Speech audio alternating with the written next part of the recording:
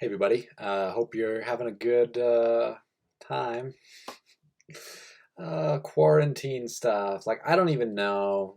I'm sure if I were to do like one-on-one check-ins like I do in my face-to-face classes, like I would hear all kinds of stories about like, oh, I'm having to work from home and I hate working from home because I get so distracted, or like, oh, I can't like I will have some comments about uh quarantine craziness going on, but I do want to focus on where we're at, give some feedback on some things that I've graded that I like, talk about where we're going. Okay, so I really enjoyed this T analysis unknown citizen assignment. I thought it was kind of a fun way to work analysis. I like what I'm seeing about the examples that people gave. I like how there were some parallels of students kind of thinking along the same one, choosing the same ones. I really like this one that Nicole chose, though. I think she was one of the only people, maybe the only person who chose this one.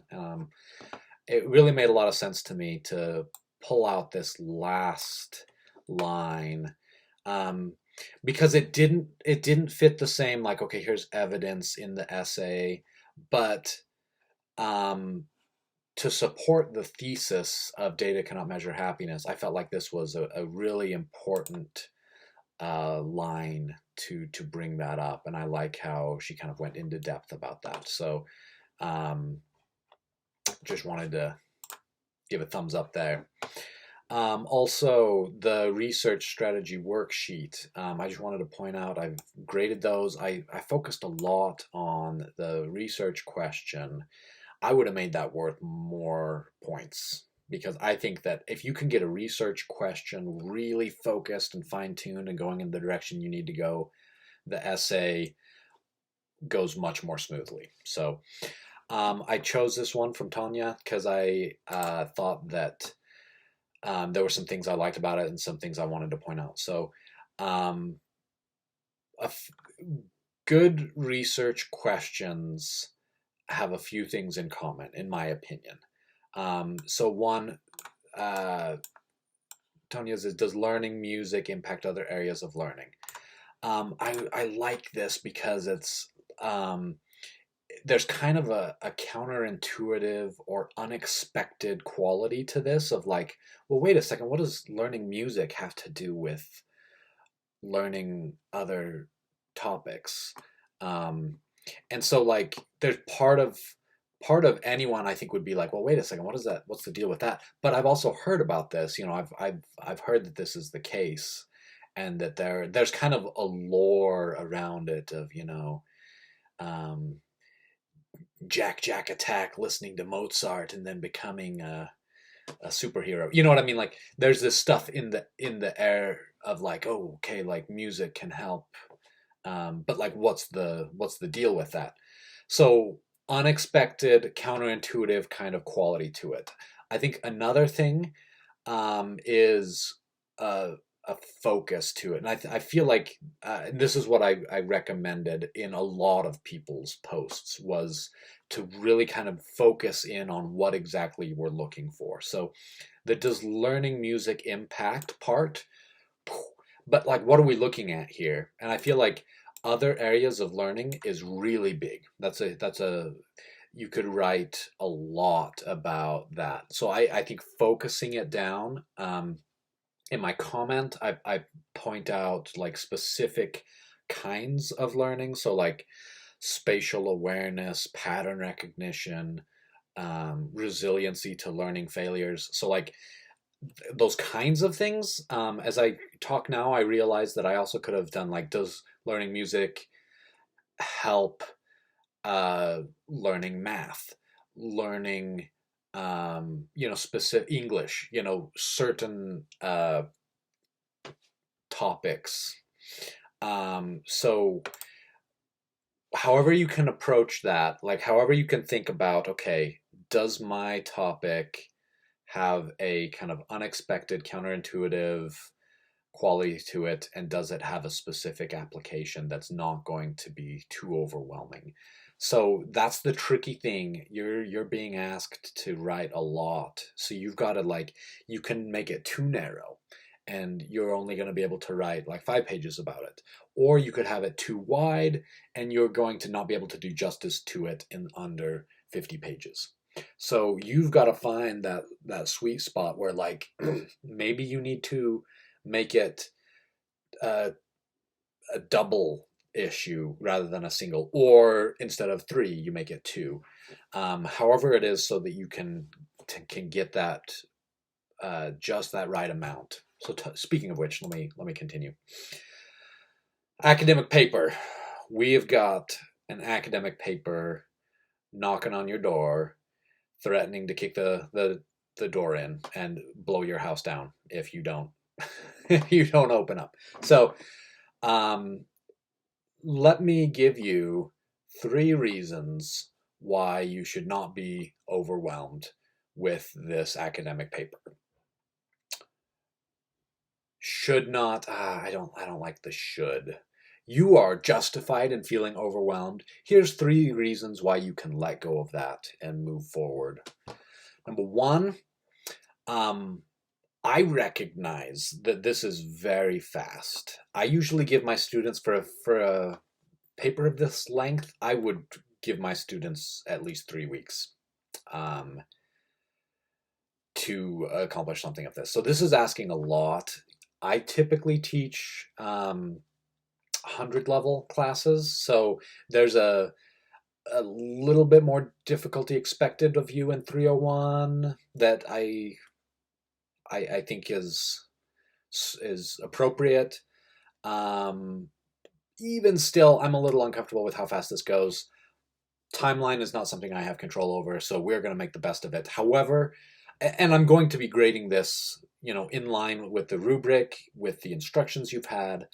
But just know that there's part of me that's going to be like, if I have any kind of wiggle room, I'm going to be interpreting the instructions, the rubric, as leniently as I possibly can.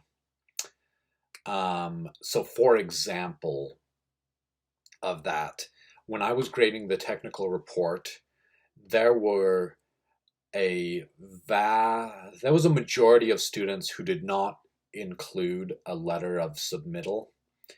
And so I was like, I don't feel good. When there are more than half the class that doesn't include this, that's, in my book, that's a problem with the instructions. That's a lack of clarity in the instructions. So I didn't give anybody a 0 on that. I gave people credit for that because I interpreted the cover page as kind of a letter of transmittal. So that kind of stuff, where I'm cutting people slack, whereas I feel appropriate.